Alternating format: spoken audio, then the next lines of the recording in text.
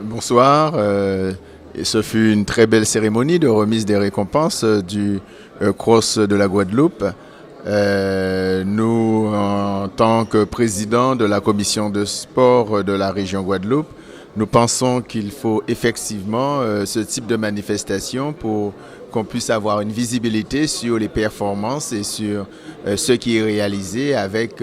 les différents concours, les différents accompagnements que notamment la collectivité régionale fournit au sport. Nous accompagnons 52 ligues et comités pour leur fonctionnement par des contrats d'objectifs. Par ailleurs, nous sommes sur tous les événements sportifs, le plus gros partenaire sur tous les grands événements sportifs de toutes les disciplines. Et c'est pour cela que nous pensons qu'il faut qu'on puisse donner envie aux jeunes pratiquants, aux jeunes qui ont quelques velléités dans une discipline quelconque, pour précisément qu'ils puissent voir, qu'ils puissent afficher cette performance, qu'ils puissent afficher des résultats pour que justement lui donner envie d'aller plus loin, d'aller plus haut, d'aller plus fort, parce qu'on est en plus cette année en année olympique. La plupart des jeunes qui étaient là et surtout les jeunes catégories visent 2024, parce que Paris 2024 sera une année charnière pour le sport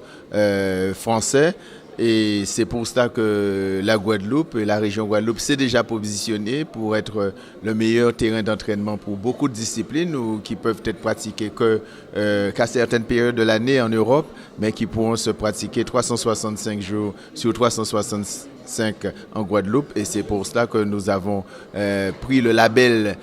Paris 2024 pour nous permettre d'être terrain d'entraînement, terrain olympique pour le Paris 2024. Voilà ce que nous pouvons dire ce soir. Et il y a bien entendu, il faut remercier le président du CROSS, il faut remercier tous les organisateurs, il faut remercier en particulier les bénévoles qui sont autour des sportifs, qui sont autour des clubs, parce qu'il faut donner de sa personne pour qu'on puisse avoir des performances. La performance, c'est ce qu'on voit, c'est la partie immergée de l'iceberg, mais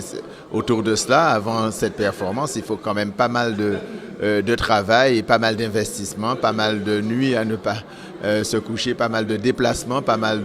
d'absence de son domicile pour qu'il y ait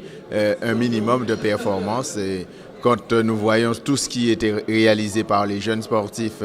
guadeloupéens à l'international, nous pensons que nous sommes là sur la bonne voie et c'est pour cela que la région fait en sorte qu'il y ait des équipements sportifs performants pour que les sportifs puissent se pratiquer, puissent s'exprimer.